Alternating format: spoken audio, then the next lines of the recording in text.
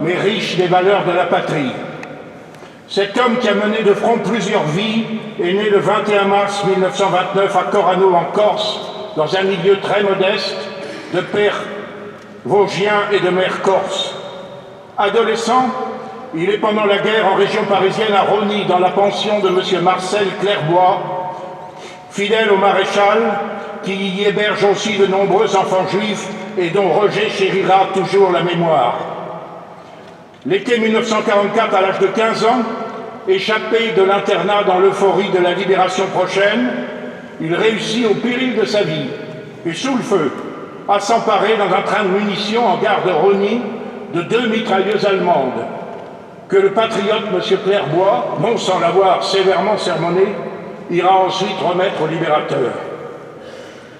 Les universités de Roger Olinde, ce furent les conflits dans lesquels il s'engage en 1946, dès l'âge de 16 ans et demi, en trichant sur son âge, et dans lesquels il remplira par pur patriotisme d'abord, et afin de combattre l'hydre communiste qui menace le monde entier.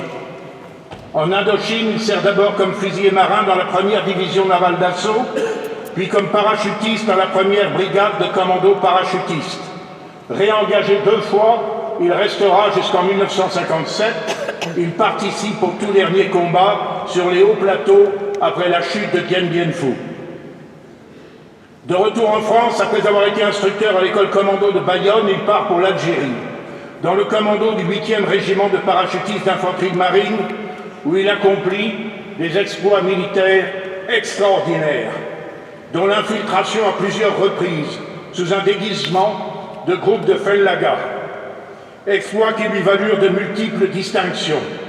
Il fut 2 fois blessé, 5 fois cité, décoré de la Croix de guerre pour l'Indochine et de la Croix de la valeur militaire pour l'Algérie, médaillé militaire à titre exceptionnel.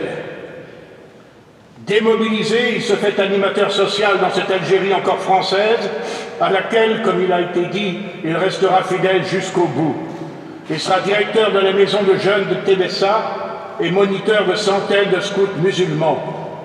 Le général de corps d'armée Gouraud, commandant à Constantine, soulignant à ce sujet, en 1960, je cite, « la ténacité, le dynamisme, la droiture et la pureté de l'idéal de Roger Olinde ».